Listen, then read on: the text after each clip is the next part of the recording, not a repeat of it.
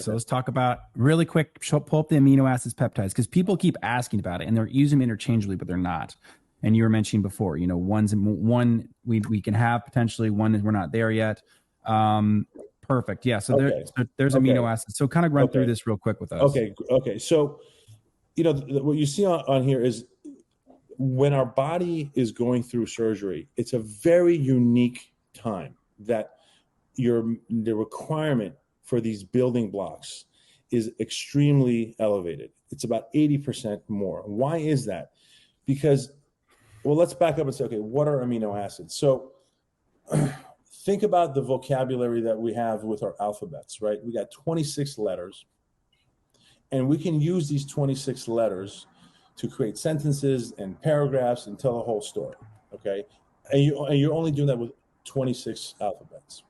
So amino acids, our entire body has only 20 amino acids, but these 20 amino acids can similarly be kind of coupled to have a particular function, okay? And so these 20 amino acids come together to form all the precursors that we need for muscle and for bone mineralization and collagen synthesis.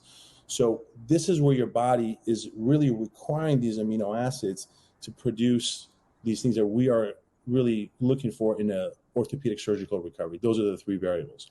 In addition to all the enzymes and immunity for fighting off infection.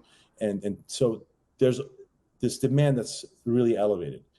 What happens is when you don't have those available, when you and I were cavemen, you broke down and you broke your leg and you fell, well, you have fat stores. Everyone knows fat is there so you don't starve. But you don't have a reserve for skeletal for amino acids that's hanging around. That's your muscle. So you actually start to harvest. You break down your own muscle to provide these key amino acids. So this is what happens when people lose weight after surgery. They haven't really lost fat. They actually just lost their own muscle because you broke down your own muscle tissue to provide these really key amino acids that you need for all these different substrates. And guess what happens after surgery? We don't have much appetite. People don't really want to eat. And guess what we do our patients before surgery? We tell them don't eat.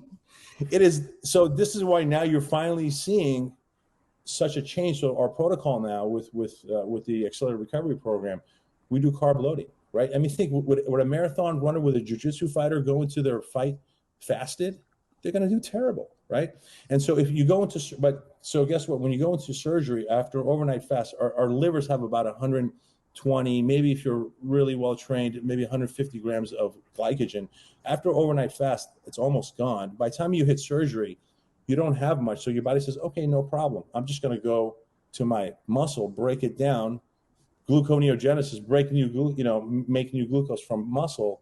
And so essentially you're harvesting your own tissue. This is why now we're providing the amino acids and the carbohydrates. So your body is kind of prepared for the surgery and you're not wasting your own tissue. So that's kind of the essence of it. So I saw your thing. So you got the pre-supplementation, that's the carb loading, right? And then the post-supplementation is the essential amino acids. So the important thing is for the listeners too, the essential amino acids, you can't get those. You have to, those are from diet. And right, they're hard to get sometimes. Right. So of these 20 amino acids that we have, 9 of them are called essential. Essential means they need to come from the outside source. Your body can't make them. And the only place it could get it from is, again, breaking down your own tissue. And it's the essential amino acids that have the same profile as your skeletal muscle tissue. That's why they're really essential. And so this is why you really break those down during this time of stress, burns, injury. And that's where providing these amino acids at the right ratio at the right time is giving the body exactly what it needs so it doesn't break down your own tissue. We actually start this process a week before. And this is what's been really fascinating. When you give patients amino acids for a week before, Hans Dreyer was the one who did the biopsy studies.